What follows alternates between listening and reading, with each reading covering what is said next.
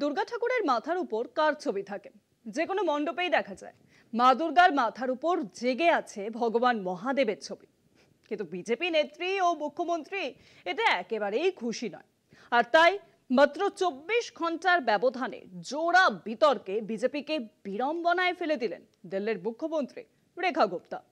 তিনি সরাসরি বলেছেন, প্রধানমন্ত্রী নরেন্দ্র মোদীর ছবি রাখতে হবে দুর্গাপুজোর মণ্ডপে। দিল্লির মুখ্যমন্ত্রীর এই নির্দেশ ঘিরে রাজধানীতে শুরু হয়েছে কিন্তু নয়া বিতর্ক।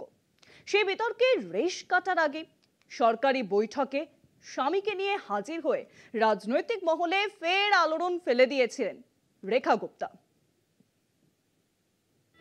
আগামী 17 সেপ্টেম্বর প্রধানমন্ত্রী নরেন্দ্র মোদীর জন্মদিন।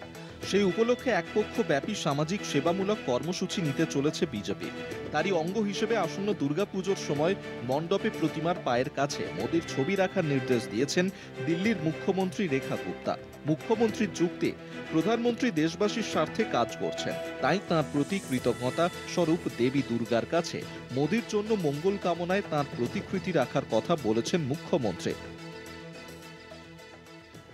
आशीर्वाद आदरणीय देश के प्रधानमंत्री नरेंद्र मोदी जी पर और इस दिल्ली सरकार पे हमेशा ऐसे ही बना रहे।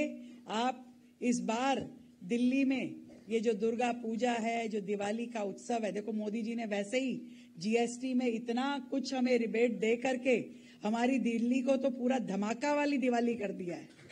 तो एक बार जोरदार तालियां मोदी जी के लिए। পুজোর আসরের রাজনীতি প্রত্যাশিতভাবেই ক্ষোভ ছড়িয়ে পড়েছে দিল্লির দুর্গাপুজোর উদ্যোক্তাদের মধ্যে।